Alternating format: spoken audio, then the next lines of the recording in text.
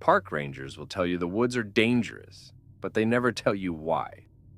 Because the things they've seen out there don't just hunt you, they learn you. These are the stories real rangers refuse to talk about. Stories buried in reports, whispered during night shifts, and locked behind closed trails. After hearing these, you'll understand one thing. If something in the woods calls your name, don't you dare answer it.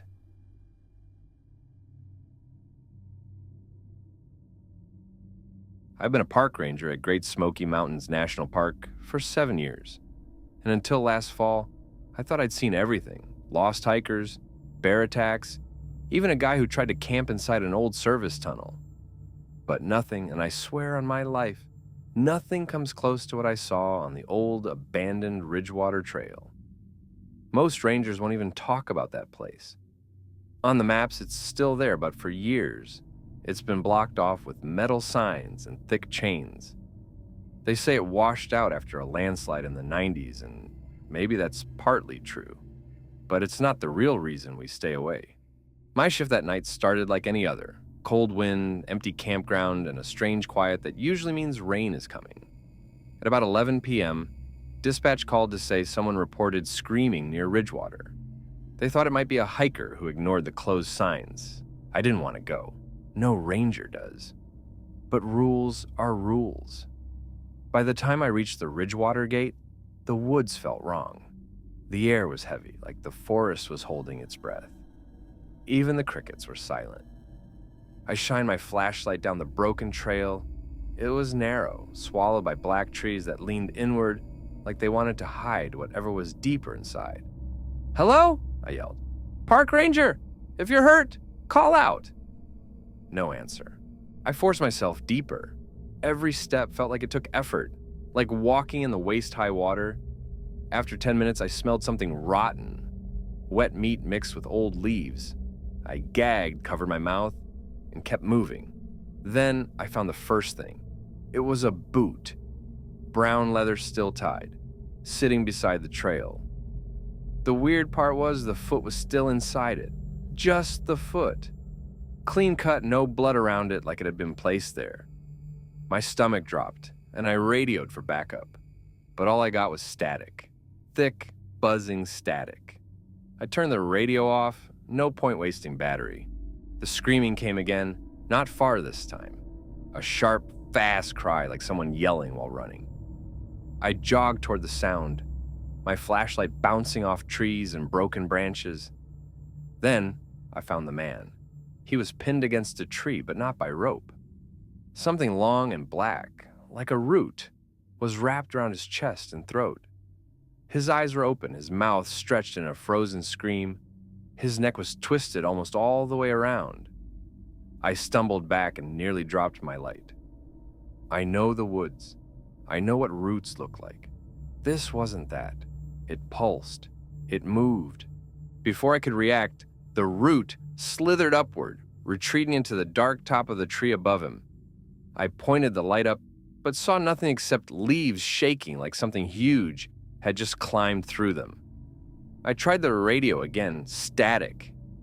Then the forest went dead silent. That's when the whispering started. It came from everywhere, behind me, above me, across the trail. Hundreds of low voices, all speaking at once, none of them loud enough to make out. It felt like they were inside my ears. "Stop," I muttered, pressing my hands against my head. "Please stop." The whispers paused. Then, right behind me, something said, "Turn around." I froze. I couldn't breathe. The voice wasn't human. It was deep, dry, like something that hadn't spoken in 100 years. Slowly, because I didn't know what else to do, I turned. There, standing in the middle of the trail, was a shape. It looked like a person at first, tall and thin, but its arms were too long and its neck bent to the side like it was broken. Its skin was pale gray, stretched tight over bones, and its mouth hung open wider than any mouth should. It stepped toward me with a crackling sound, like twigs snapping under wet cloth. I backed up, but my boots slipped on leaves, and I hit the ground hard. The creature leaned down, inches from my face. Its breath smelled like dirt and old blood.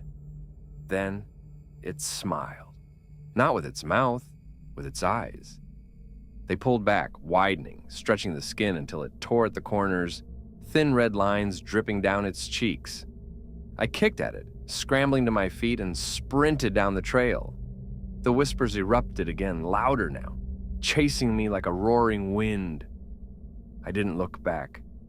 I could hear it behind me, fast, too fast, its limbs smacking against the ground in uneven, clattering steps.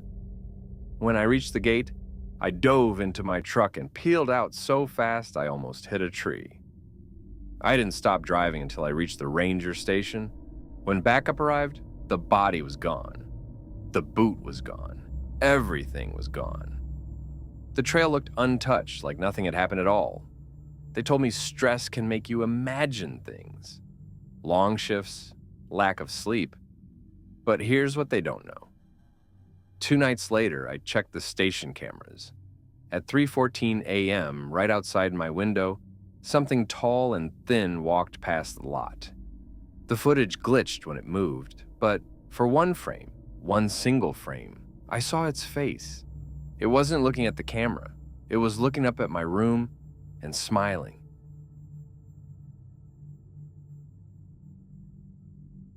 I worked as a seasonal ranger at Shenandoah National Park a few years back. Most of my job was easy. Trail checks, campsite logs, answering the same questions about bear spray. Nothing special. But every ranger hears rumors, and the one I always brushed off was about the old Buck Ridge Fire Tower. It's been abandoned since the 70s. Too unstable, too rusted, too many missing steps. But the real reason rangers avoid it is simpler. People go missing around it. And I don't mean hikers who wandered off. I mean people who were seen walking toward it and never seen again. I thought it was just ranger folklore until last October. The call came in around 8 p.m. A father said his teenage daughter Melanie had run off during an argument, and the last place she was seen was near Buck Ridge. Heavy fog had rolled in, the kind that swallows whole sections of the mountain. Perfect conditions for someone to get lost. I grabbed my radio, flashlight, and headed in. The dirt path was soft from rain, and the tower loomed over the ridge like a skeleton hand reaching out of the trees. I yelled her name every few minutes. "Melanie, park ranger, call out if you hear me." Nothing but thick fog and distant wind. But then I found something. Fresh prints in the mud. Small, sneaker-sized. They led straight toward the tower. I followed them to the base of the structure. The metal was cold, covered in rust flakes that crunched under my boots. I shined my light upward, and the top of the tower vanished into fog. "Melanie?" I yelled again. This time, I heard something. But it wasn't her voice. It sounded like breathing. Deep, slow, raspy breathing, coming from somewhere above me. I climbed the first few steps, but they shook under my weight. Halfway up, the breathing grew louder, like whatever was up there knew I was coming. When I reached the landing, my flashlight flickered, just once, but enough to make my stomach twist. The air smelled wrong, like old water mixed with rotten bark. I swept my light across the platform. That's when I found Melanie. She was standing perfectly still in the far corner, facing the railing, her back to me. Shoulder-length hair, gray hoodie, jeans, just like the father described. I let out a breath I didn't realize I'd been holding. "Melanie, it's okay. I'm a ranger. Your dad is looking for you. We're gonna get you home, all right?" She didn't turn around. She didn't move at all. "Melanie?" I said again, walking closer. That's when I noticed something was off. Her hoodie was soaked, dark, heavy. My light hit the back of her neck, and I saw thick reddish streaks running down to her shoulder blades. Blood. My throat tightened. "Melanie, are you hurt?" She raised her arm, slow, stiff, and pointed toward the ladder leading up to the final lookout platform. A shaky whisper came out of her. "He's up there." I turned the light toward the upper ladder. Only fog. "Who?" I asked. She didn't answer. So I did what rangers are trained to do. I tried calling for backup. Radio. Dead. No signal. That was expected this deep into the ridge. I looked back at Melanie, but she wasn't pointing anymore. Her arm was down.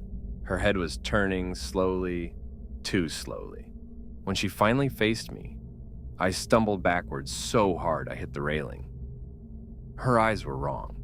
Pitch black, no whites at all.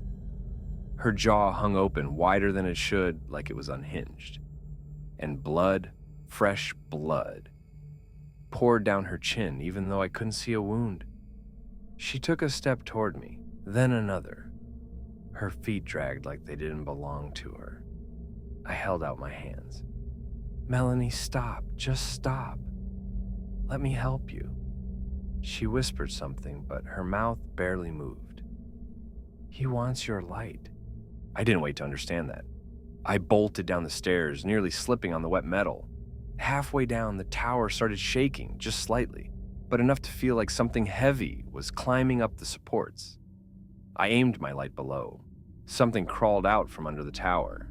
It wasn't walking, it wasn't human. It moved like a giant, broken insect, long limbs bending the wrong way, scraping the dirt. Its skin looked like tree bark, soaked in swamp water.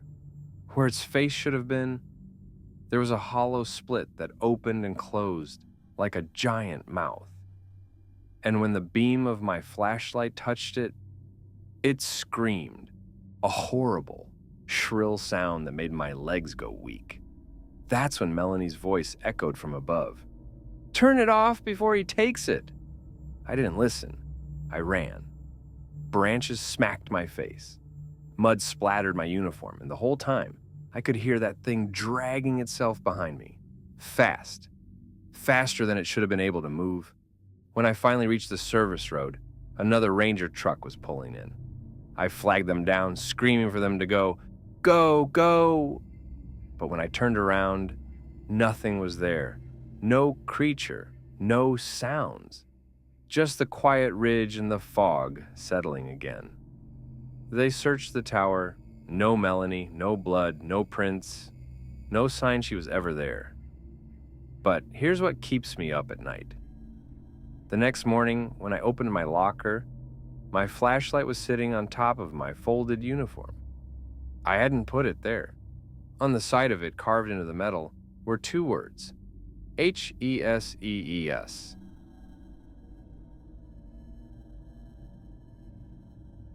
I worked the nights at Olympic National Park for most of 2022.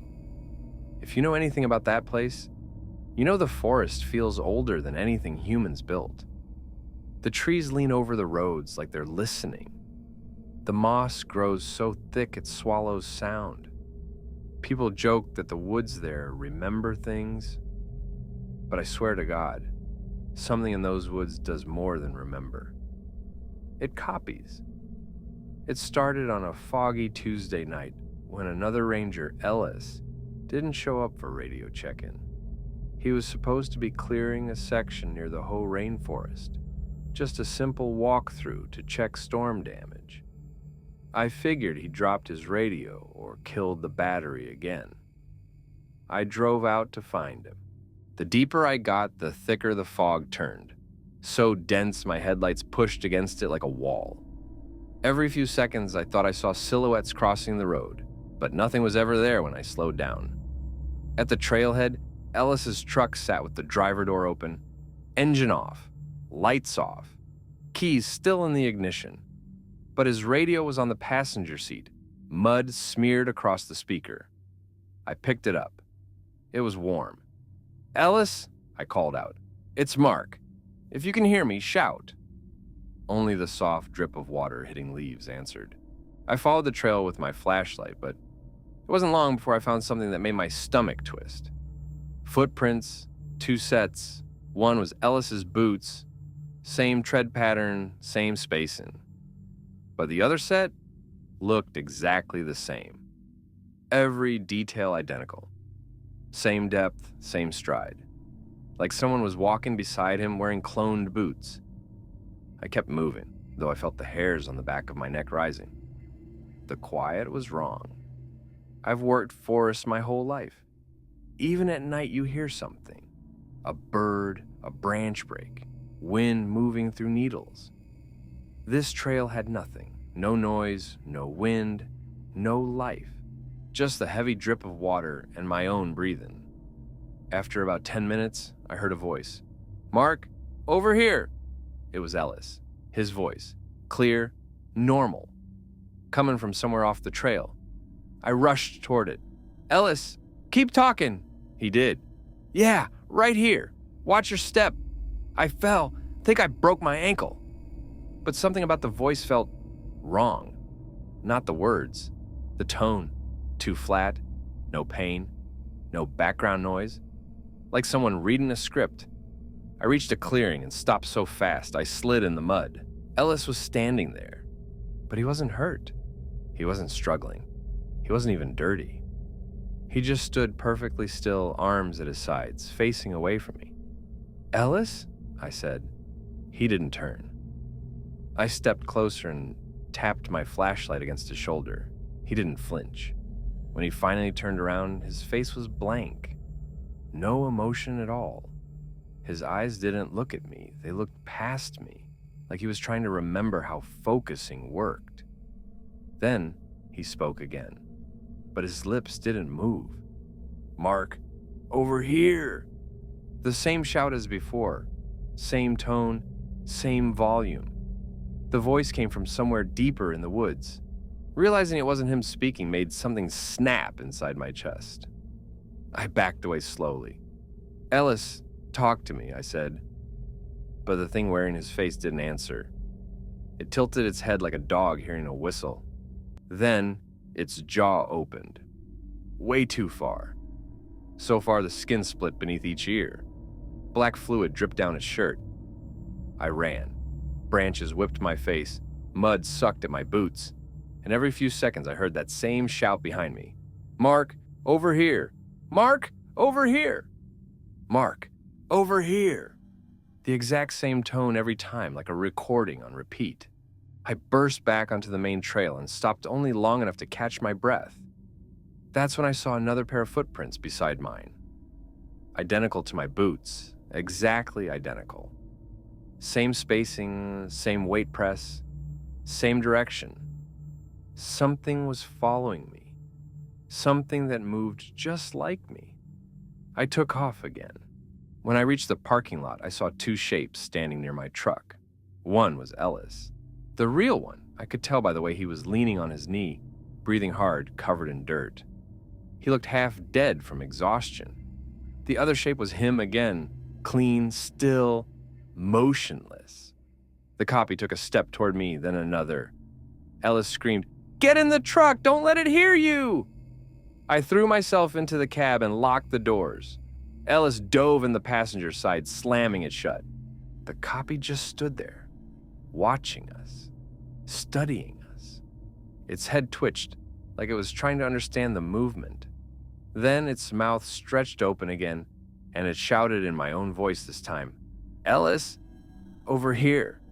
We peeled out so hard the gravel shot like shrapnel. Ellis didn't talk for 20 minutes. When he finally caught his breath, he said, "It doesn't hunt by sight. It hunts by sound. It learns you, copies you. I heard it mimicking me all night until it got my voice perfect." I asked him what it wanted. He shook his head. "Not sure. But it only shows up when you're alone. And once it learns your voice..." He didn't finish the sentence. Neither of us returned to that trail. But sometimes, on night shifts, my radio crackles even when no one is calling. A voice, my voice, cuts in through the static. Mark, over here. I never answer. Those were 3 true park ranger encounters. 3 stories buried under fog, missing persons reports, and trails that closed due to weather, but never reopened. But the next time you visit a national park, remember this. Rangers don't carry guns for animals. They carry them for what hides between the trees, for what watches you from the branches, for what follows your footprints back to your car. So, if you're ever hiking at night and the forest suddenly goes quiet, if you hear footsteps behind you that match your own, or a voice that sounds almost familiar, turn around slowly and pray that the forest isn't learning you next.